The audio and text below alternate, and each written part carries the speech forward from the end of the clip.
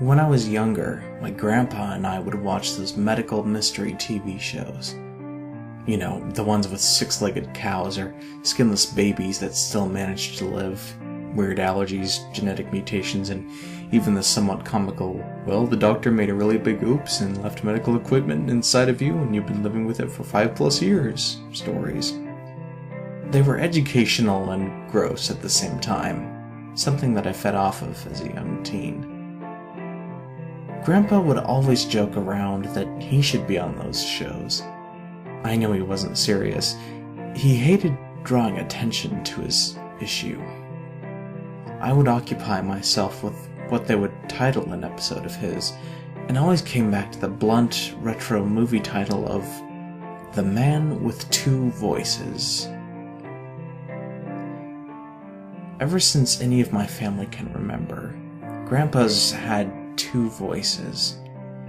The only way for me to describe it is to compare it to having phlegm in your throat when you're sick, and how it sometimes creates a split in your voice.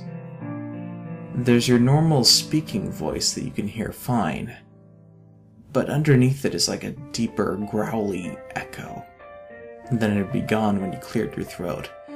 My grandpa is like that all of the time, but his second voice is just as loud as his normal voice. I remember him telling me stories when he was much younger, and his mother pulling out her hair over the whole ordeal. Took him to doctors that stuck scopes and lights down his throat. Nothing. Primitive x-rays on his neck.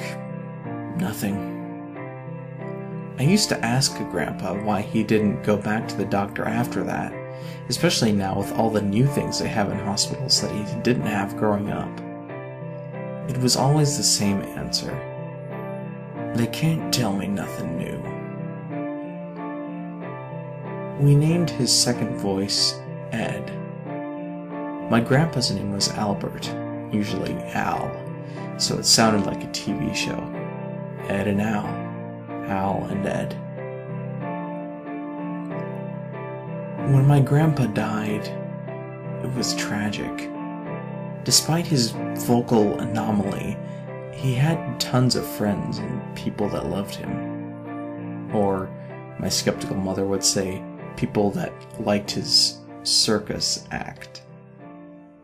Her skepticism, that Grandpa was using some sort of parlor trick, was quickly debunked at his autopsy. Grandpa should have gone back to the doctor, we learned. An ultrasound would have indicated that his beer gut wasn't actually beer, and his second voice was literally a second voice.